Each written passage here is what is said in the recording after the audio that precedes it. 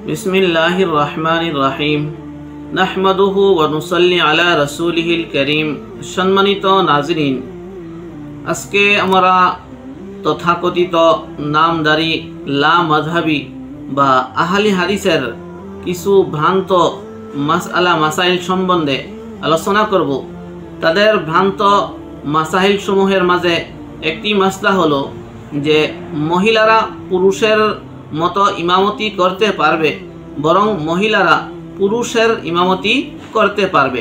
ঠিক এমতো হিসাবে মহিলারা মুয়াজ্জিনও করতে পারবে এবং আজান দিতে পারবে।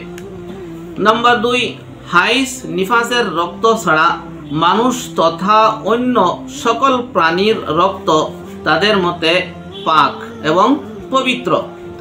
নাম্বার 3, গোসল ছাড়া একজন নাপাক ব্যক্তি কোরআনে কারীম স্পর্শ করা বা উঠানো বা কোনো জায়গায় রাখা বা হাত লাগানো জায়েজ আছে, অথচ আল্লাহ রাব্বুল আলামিন পবিত্র কোরআনে কারীমের মধ্যে স্পষ্ট ভাষায় বলেন লা ইয়ামাসসুহু ইল্লাল মুতাহহারুন।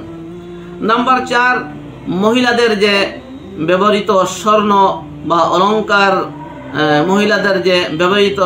বা অলংকার বা জেওরাত পাতি রয়েছে, এই জেওরাত পাতির যাকাত আদায় করা জরুরি নয়।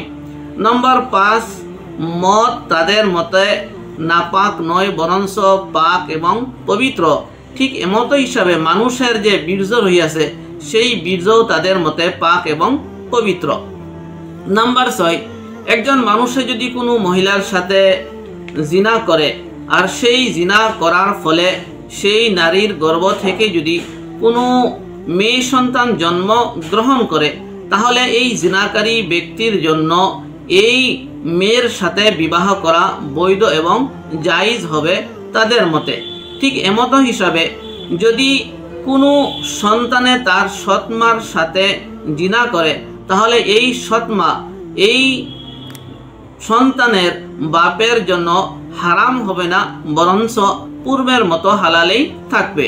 এমতো হিসাবে যদি কাহারও বাপে নিজ পুত্র বধূর সাথে জিনা করে অবৈধ সম্পর্ক স্থাপন করে, তাহলে এই পুত্র বধূ তার এই সন্তানের জন্য হারাম হবে না, বরঞ্চ হালাল থাকবে, আর পূর্বের মতো তাহারা একসঙ্গে জীবনযাপন করতে পারবে। নাম্বার 7, মুতা বা একটি নির্দিষ্ট সময়ের জন্য কোনো মহিলার সাথে বিবাহ করা তাদের মতে জায়েজ এবং হালাল রইয়াছে। নাম্বার 8, একসাথে এক সময়ে একজন পুরুষে 4 জন স্ত্রী থেকে অতিরিক্ত স্ত্রী রাখতে পারবে, তাদের মতে জায়েজ রইয়াছে। নাম্বার 9, সাক্ষী ছাড়া যদি কোনো ব্যক্তি কোনো নারীর সাথে মেয়ের সাথে বিবাহ করে, তাহলে এমতো বিবাহ তাদের মতে সম্পূর্ণ হালাল এবং জায়েজ হবে। নাম্বার 10, যদি কোনো ব্যক্তি রোজা রাখার ক্ষমতা রাখে না, তাহলে সেই ব্যক্তির উপরে রোজা রাখা ওয়াজিব নয়, বরং এই রোজার ফিদিয়াও আদায় করতে হবে না।